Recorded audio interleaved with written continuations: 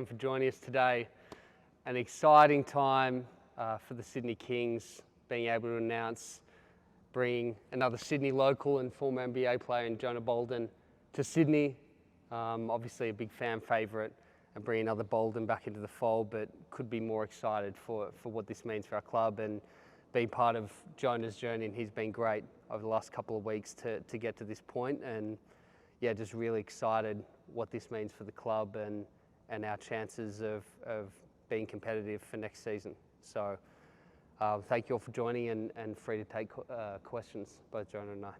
Before we get to Jonah, could you walk us through the process, the timeline of getting Jonah to become a Sydney King?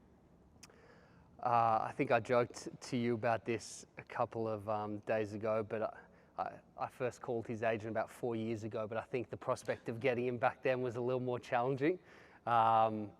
And he's an unbelievable player. So for us, it was, when it became an option, a month or so ago, we really lent in. We wanted to do our due diligence. We had a lot of calls and people involved with Luke Longley and our medical team, and being able to have Jonah come out to Sydney and to come see our staff and our facilities and work out with us and build some rapport. And so it's been an ongoing process, but something, again, I think we've taken our time and make sure that both of us are really comfortable with the process and getting to this stage. He's been away from the game for a few years. What are you expecting from him physically to start off, and on the court? What is the ceiling, do you think, for when he hits the ground running? I mean, ceiling, he's higher than anyone in this league. I mean, you can stay away from the game, but I said coming in, you don't lose being 6'10". You don't lose being physical and having great touch and range, right? I think it's repetitions and getting back into the field. And for us, it's more getting back into being game ready, right? Physicality is one thing, but even just, he stayed in unbelievable shape. And so it's getting back to being game ready. And we know that's going to be a process. We're not shying away from that. But how hard he's been working and how hard we want to work together over the next couple of months is important, but we know it's going to be a process. And I think we're all leaning in and excited about that. So the expectations are there that this isn't something opening night where expectations are high, but for us the ceiling is higher than anyone, we think, in the NBL. Jonah, has it sunk in for you yet that you're in this building, you're playing for your home city, you're a Sydney King like your dad? Has that sunk in? Yes and no. I think for me it'll truly sink in once I'm in the jersey, on the court, really feeling how the ambiance with the team. Yes, I mean getting to where I'm at here with the team definitely sunk in. I'm excited more than ever. But I would say I'm more excited to be able to kind of get back within the lines on the court with the guys and get going. How are you feeling physically and from a basketball perspective? Are you prepared to get back to where you once were and then even more? Yeah. To answer your preparedness question, yeah, more prepared than ever. Feeling-wise, I feel great. I've been maintaining good, wellness and health around the body. Haven't, if anything, I've taken more of a magnified attention to myself in terms of that. But yeah, I think it's going to be a process day by day. But yeah. How would you rate your performances over the last few years? Performances over the last few years. I guess your physical health and how you're feeling now that you're coming back into the game. Great. Like I said, if anything, the time away has allowed me to really focus on maintaining good health in my body. Whether that's diet, day-to-day stuff. Like I said, wellness. I'm doing a lot more yoga. Getting out and kind of just maintaining, not necessarily on the court. When I first kind of took off, but as of late, last 6 months, there's been a lot more on court, body-wise. Now I'm back fully in the gym, working out, lifting. So yeah. And let's talk about some of your goals. So obviously, you've played for the Boomers before, and the Paris Olympics are kind of just around the corner. Would you be hoping to go back to playing on the international stage as well?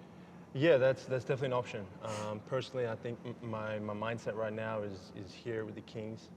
That's obviously number one priority, but it's definitely not off the table. I think with where I expect myself to be come season, mid-season, end of season, it's a high probability.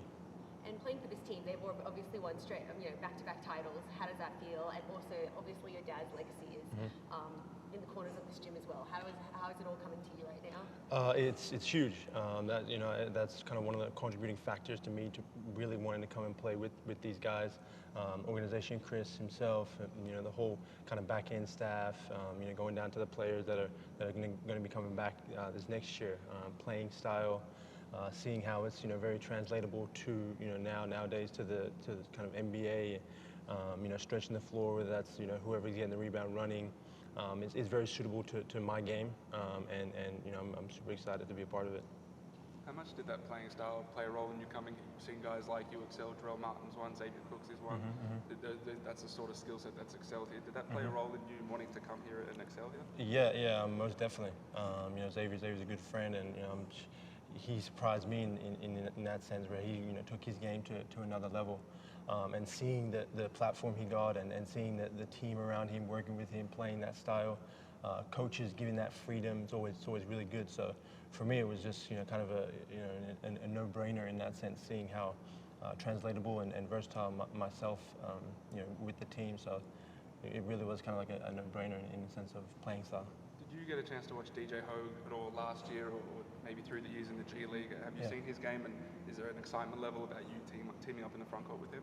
Yeah, I actually played with DJ, the Blue Coats, for that little short stint there with the Sixers. I didn't see too much of him at Cairns. The last few days I scoped out a few some highlights and stuff. But his game, if anything, hasn't changed. It's just kind of taken a step up. More consistent, like I said, stretch the floor. Kind of, you got a guy that's coming in, and you can kind of rely on what he does. And like I said, it's very translatable. Whether that's me at the 5, him at the 4, whatever it is, we've always kind of had a knack for one another. Chris, you had an idea about that versatility and having Jonah at the 5, DJ at the Hogue, at the 4. You've got Geordie Hunter as well. A lot of versatile pieces. How much did that play a role in bringing him in? And do you have sort of dreams about different lineups that you guys can throw out there?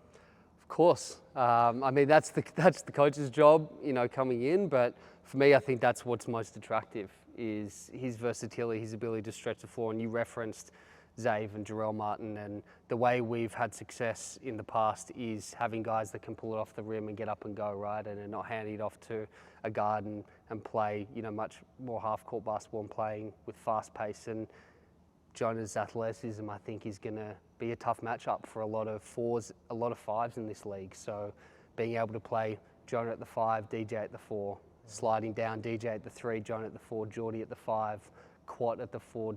Again, we've got such versatility in the roster we've made, but it also gives us flexibility with the remaining imports and how we structure it to complement Jonah, to complement DJ, to complement all of the other pieces we have on the roster, which is important. I think that's, for us, was a huge win. And knowing the type of player he is and the upside there, again, we see that filtering into any coach coming in being able to be able to utilise him in the best way. Have you focused yet on any of the processes in place to get Jonah to be playing ready? Obviously, he's in good shape, but being in game shape is a different story. What kind of processes are in place there to make sure that he is? Yeah, Jody going back to the US, and he's got a great setup out there, out in Irvine, with access to a gym and court facilities and scrimmages, but connecting the team out there with our medical team, performance team, so we can structure programs. But I think it's continuous reps, right? Repetitions, but scrimmages, playing games, but also not overloading it. I think, again, it's going to be a growing process where we've all got to be on the exact same page, and I think we've got those processes starting to be filtered out and in place, and it's going to be a work in progress. But getting him back here in advance, right before training camp and leading in, we've got 3 months before the season tips up, 3.5 months. So while if it's not then and it filters into the season, again, we've got an extended period of time. It's not like it's something a week around the corner.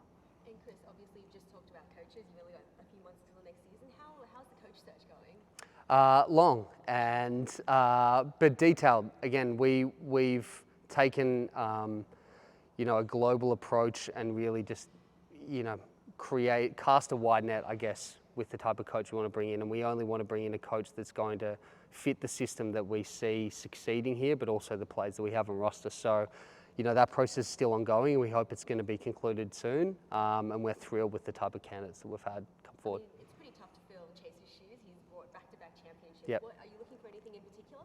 No, Chase, again, Chase is the success we've had here under our recent coaches, but particularly Chase, it is tough shoes to fill. And I think any incoming coach is going to be aware that that's a challenge, right? But I think the people that we do want to bring in embrace that. They've got to embrace it. And I think it is a similar playing style where it is, again, fast-paced, exciting basketball. I think for our fans as well, we've grown accustomed to that style of play, and that's shown success in this league. And I think that ties into the type of player Jonah is, where if we're for 40 minutes grinding teams down and playing fast with a deep bench that's just continuous punch after punch, it wears teams down. I think that's why, again, we've been able to be two-time champions and want to chase a third. But for us, it's starting back at, what's the next goal ahead, and we're not looking back at the last two championships. It's just the season coming up. And Jonah, obviously we talked a lot about your father, but what ways are you, maybe not better, but different? Different to my dad, you're saying? Yeah, I think versatility, height-wise, a few inches. Shooting-wise, I think I can stretch the floor a little further. He was, killer mid-range. He definitely, that's something that I, definitely in this next, round for me, kind of really want to focus on mid-range, getting to where he was. But he had also the physicality, where he's a bit bulkier, a lot more stronger. And that's something that I know I want to focus a lot on myself. But I think there's a few things that I think I have under the belt on him. So. Yeah, awesome. And would you see yourself going back to the NBA if things go well here, or is your focus purely on Kings right now? Like I said before, my focus is honestly right here. If everything plays out well, things happen, whatever. My mindset is purely here. I'm honestly just happy to be able to play the game again and be with a team, be with an organization that allows me to, give what I can and vice versa, receive back the love from the game and the team. I don't really, I've come to a point now where I'm not necessarily worried too much about future, right? You can't really control what you can't control. So I think, focusing on things that I can control and what, we as an organization and team can control, things will play out however they end up playing out. Yeah, absolutely. And what are you most looking forward to in this upcoming season? Being with a team like this, organization like this, and playing with guys that appreciate and love to be on a team that gets together, grinds it out, like Chris said, for 40 minutes straight runs. Like I said, the fun for me is just playing. I've never been like a score first or a ball first kind of guy. I always love to kind of set someone else up, or whether that's we're good on a roll and that's me taking some time off and the guys are going, and just seeing that is always good. So there's multiple things that I'm kind of looking forward to. I'd say the number one thing is just being back in the game, in the heart of things, the excitement of the fans, the support, and the game in and of itself.